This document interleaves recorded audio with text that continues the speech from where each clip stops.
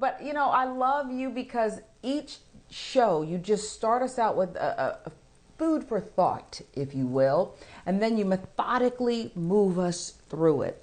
And when we look what's going on down in Florida, Georgia, Texas, you name it, it's going on, these voter suppression laws, we sometimes feel helpless, Del. We do, but we're not. No, and we should have learned from history. You know, I think about John Lewis, and one of the good things about being in town is when you come to town as a young reporter in Washington, there were people like John Lewis that would pull you aside, and you knew he was a titan of history. But you also knew that he was the one that could tell you it's okay to get arrested at the South African embassy, and it's okay to get in good trouble if you're doing it for a good cause. And when we talk about voting rights, my new number this morning is 151. Florida says you can't serve people anything within 150 feet, I believe it is, of a polling place. And if it's 150 yards, I don't care either. I'm still going to serve my hot dogs and my cold drinks at 151 or 150 plus 6 inches. You know, we have to stop reacting to what they're doing and convince them just how smart we really are as a people. You know, because that's how we managed to survive all of the different things that this country has thrown at us over the course of the years. And think about it, when you saw those lines in South Africa, when it was their first opportunity to vote, they waited for the line in days just to be able to cast a ballot. We have some of the best creature comforts you can possibly know. What we need to convince Black America is we can do this no matter what they throw up. I don't care if it's a brick wall. Just get a fence, get a ladder, do something, but we're going to vote. Yeah, when you put it like that, I look at the word indoctrination, right? And we think, well, white America's been lied to. They've been told that, you know, they're the superior race and this and that. But I feel so often that we, through no fault of our own, but we've been indoctrinated too. And when we don't realize that, look, it's like when they didn't want us to learn how to read, you know, punishable by death. You know, it's because that freedom to think for yourself and say, okay, I'll just do a workaround, it becomes obvious. And so I really think you're onto something when you say we as Black Americans, particularly sitting at this network that is picture perfect, couldn't come at a better time, Del, need to say, you know what, let's just figure this out. Yeah, and I think if you look at the Fox model, for instance, rightfully so, there were conservative Americans in this country that didn't feel their voices were being heard. So they created Fox, and that was the origin of that network. It then evolved into what we now know as the network that so many people have so many problems with. But African Americans feel the same way. We have been arguing for years, why is our history only 1 month? And when you look, for instance, at the coronavirus vaccine, we forget that the inoculation itself, that concept, is an African concept.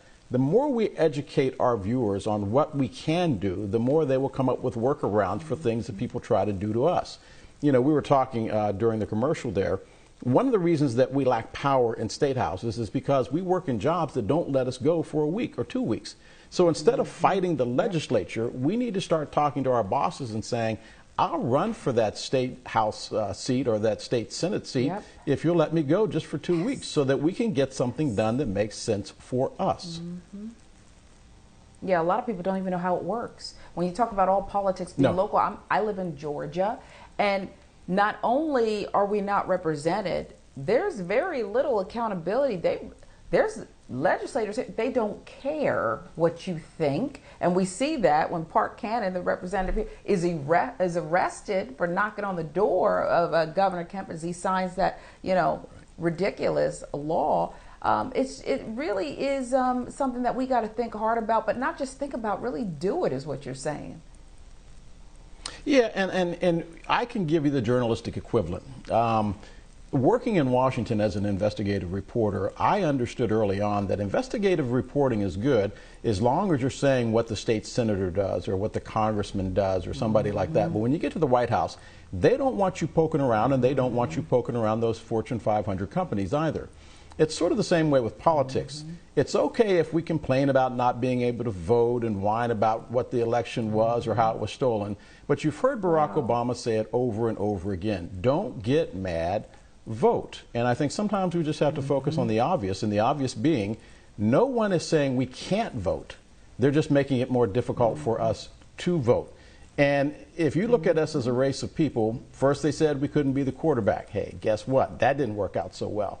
Then they said we couldn't be titans of industry. Hey, that didn't work out so well. Just look at the boycott going on in Georgia right now that is being led by former African American CEOs. So the more they tell us that we can't do, my father and others back in the 60s used to tell us, don't look at that as an obstacle. Look at that as a challenge. And that's the way I view these voting rights laws. Well, they're going to change them no matter what we do. So the more they figure out, the more we should figure out a way to outsmart them, because that's kind of what we do. An action plan, Dels, you know, we wrap it up.